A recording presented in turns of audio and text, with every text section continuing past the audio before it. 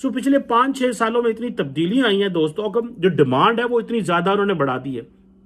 इस वक्त जो इंडियन फौज है वो तकरीबन 93 मॉडर्नाइजेशन प्रोजेक्ट्स प्लान कर रही है, जिनकी टोटल वर्थ वैल्यू जो है वो 20 अरब डॉलर है। फिर एयरफोर्स को जो जहाज चाहिए, पर्टिकुलरली मैं देख रहा था कल परसों के जो 3-4 उनके जो आने थे वो राफेल, वो भी आ गए हैं आई थिंक, या कुछ और भी हैं शायद, तो 15 अरब डॉलर तो उसके लिए चाहिए, क्योंकि उनकी जो जहाज हैं वो उनको रिप्लेस करना है।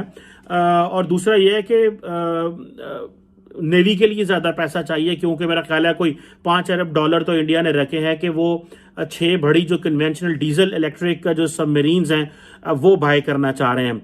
और दूसरा यह है कि आपको पता है रिसेंटली मैंने जितनी भी वीडियोस बनाई हैं, मैंने जो सिपरी का डाटा आपके सामने रखा था कि India is among the top 5 military spenders जो है वो है। इस वक्त भी डिफेंस फोर्सेस को बड़ा पैसा दे रहा है, लेकिन ज्यादा पैसा जो था वो इनकी सैलरीज में जा रहा था, जो इंडिविजुअल्स को सर्विंग को जा रहा, पर्सनल लोगों को जा रहा था, पेंशन में जा रहा था, इंफ्रास्ट्रक्चर में जा रहा था। और अभी ये जो बात चल रही थी कि इंडिया बहुत ज्यादा पैसा लगा रहा है, बहुत ज्यादा पैसा लगा रहा है, उसमें थोड़ी प्रॉब्लम ये आई थी कि वो ज्यादा पैसा जो जा रहा था वो सैलरीज में जा रहा था, लेकिन यहाँ क्योंकि फौज बड़ी है तो उसकी वो प्रोक्योरमेंट में उतना ध्यान नहीं था। जिस तरह मैंने पहले बताया कि 2015-16 में अगर वो मांगते थे 10 अरब डॉलर, तो अभी वो 20 अरब डॉलर मांगना शुरू हो गए। सो आप जस्ट इमेजिन कि ये कितना ज्यादा जो है वो। और इंडिया आपको पता है कि पिछले 2025 तक, पिछले 10 साल की जो बात करें तो उन्होंने 250 अरब डॉलर रखा था फॉर द मिलिट्री जो मॉडर्नाइजेशन, डिफेंस मॉडर्नाइजेशन के लिए। और उसमें जो मेजॉरिटी पैसा था वो फाइटर जेट्स के ऊपर, सबमरीन के ऊपर, बैटल टैंक्स के ऊपर, आर्मर्ड व्हीकल्स के ऊपर सारी बातें पैसा लगा रहे हैं। सो ये बड़े पैमाने पे डोमेस्टिक मैन्युफैक्चरिंग के ऊपर जो पैसा लगा रहे हैं। अभी जैसे मैंने कहता वो वोकल फॉर लोकल वो जो बात कर रहे हैं, सो इट मीन्स कि there is something which they really believe in. और एक बेसिकली एक शख्स हैं जो कि basically former military financial adviser थे मिनिस्ट्री ऑफ डिफेंस के इंडिया के, जिनका नाम था अतुल कौशिश साहब। वो कहते थे कि जो तकरीबन जो डिफेंस गैप है पिछली एक ओवर द पास्ट डेकेड, वो कहते हैं कि जो डिफेंस गैप था प्रोक्योरमेंट में वो तकरीबन 230 अरब डॉलर से लेके 1 ट्रिलियन के करीब पहुंच गया था। यानी कि इतना ज्यादा गैप जो है वो बढ़ गया था, जिसकी वजह से अब वो समझते हैं ये पैसा कल नहीं आज चाहिए। तो that is way they believe कि ये और दूसरा ये है कि इंडिया इस चीज को जरूर कैश इन करना चाह रहा है, क्योंकि ये इंडियन गवर्नमेंट की ये जो प्लान है, मैं इस चीज में अगर मैं थोड़ा सा इसको करना चाहिए। नॉर्मली हमारी हुकूमतें हैं जो डेवलपिंग कंट्रीज में, वो बाहर से पैसा हार्डवेयर मंगवाती हैं, उसमें डील्स होती हैं। लेकिन मोदी जी ने अपना ये एक इमेज बना के रखा है कि भाई बाहर से इस तरह मिलिट्री हार्डवेयर जिन्होंने कहते हैं ना अन्नेवाह नहीं मंगवाना, जो मिलिट्री हार्डवेयर मंगवाने की जरूरत है वो जरूर मंगवाएं। ज्यादा मिलिट्री हार्डवेयर जो है वो लोकली परचेज करें। तो जो बाहर से पैसा हार्डवेयर आता है उसमें बड़े खांचे होते हैं, बड़ा कुछ होता है। लेकिन अगर इंडिया इस चीज में कामयाब हो जाए कि वो लोकली पैसा लगाना शुरू कर दे और ज्यादा पैसा जो है वो इंटरनली इन्वेस्ट करे, तो ये बहुत बहुत बड़ी बात है। मैं समझता हूं कि ये क्योंकि उनकी अपनी लोकल इंडस्ट्री इसमें वो जो है वो आ जाएंगे और उनको एक ये एडवांटेज फॉरएवर जो है वो आ जाएगा कि वो स्पेशल जो है वो पैसा लगाएंगे इस चीज के ऊपर। और ज्यादातर आपको पता है कि वो पैसा रिसर्च एंड डेवलपमेंट पे भी लगा रहे हैं।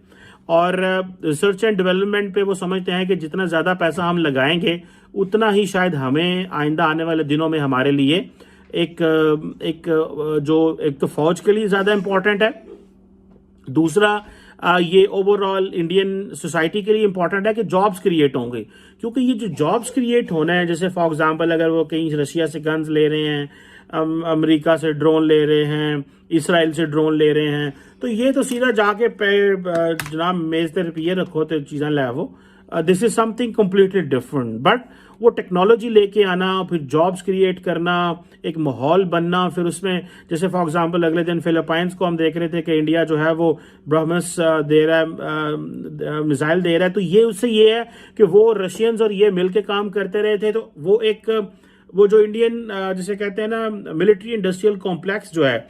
और याद रखें दोस्तों कि ये जो रीजन में इंडो पैसिफिक में जो तब्दीलियां आ रही हैं, इसमें लोकल जो मिलिट्री इंडस्ट्रियल कॉम्प्लेक्स है इसकी बहुत ज़्यादा डिमांड होगी, क्योंकि चाइना इज देयर टू, जैसे कहते हैं ना, पनिश एवरीवन और टू असर्ट इट्स पोजीशन, अपनी हर जगह पोजीशन को असर्ट करना चाहता है, जिसकी वजह से जो चाइनीज को जब असर्ट करेंगे तो लोगों को फिर मिलिट्री हार्डवेयर की डिमांड होगी।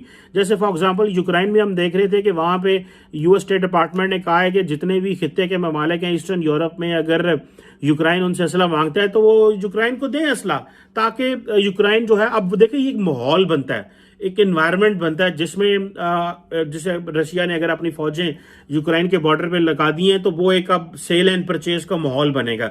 इसी तरह इंडो पैसिफिक में ये सेल एंड परचेज का माहौल बनेगा, क्योंकि ये जो पैसा है ये चाइनीज भी जारी बात है लगाएंगे। चाइनीज ने और पैसा लगाना है, और जिसे आप कह लें कि जैसे मैंने बताया वो तो 200 अरब डॉलर के करीब पहुंच गए हैं, 250 अरब डॉलर के करीब पहुंच चुके हैं, बल्कि अगर ये कहा जाए, मेरा ख्याल है पिछले मैंने 200 अरब डॉलर बोल दिया होगा। तो ये जो चीज़ है कि ये एक बड़ी आप समझ लें कि एक चीज़ है जिसको समझने की ज़रूरत है कि आइंदा आने वाले दिनों में इंडिया जो है वो अगर वो लोकल डिफेंस प्रोक्योरमेंट की तरफ जाता है तो ये एक आप समझ लें कि उनके लिए एक चैलेंज है कि उन्होंने अपनी जो लोकल इंडस्ट्री है उसको किस तरह प्रमोट कर रहे हैं।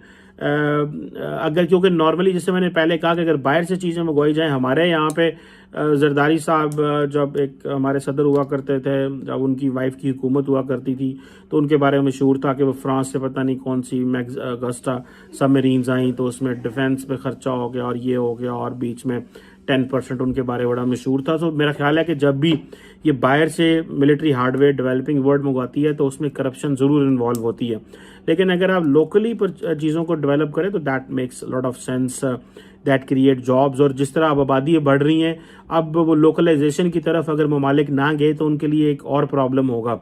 सो ये एक आप समझ लें कि एक चैलेंज है, और इसमें मुझे लगता है कि एक इम्पॉर्टेंट है। और मैं इसकी ज़रा करेक्शन कर दूं, इंडिया चाइनीज़ डिफेंस बजट है दैट इज़ अराउंड $250 बिलियन, वो मैं ये कहना चाह रहा था, मोर देन $250 बिलियन। शायद इनिशियली मैंने $200 बिलियन जो है वो कह दिया होगा। लेकिन ये जो डिफेंस बजट है इसके ऊपर सारी बात है पाकिस्तान की भी नज़र है, लेकिन पाकिस्तान के पास एक ही सोल्यूशन है, that we believe in strategic stability. We believe that obviously we cannot go for maximum military modernization. We cannot go for a vessel-to-vessel competition with the Indians. We have achieved strategic stability. We will go for that. And we believe that our aim is to stop a war and not let any aggressor to impose a war on us. This is the minimum common agenda.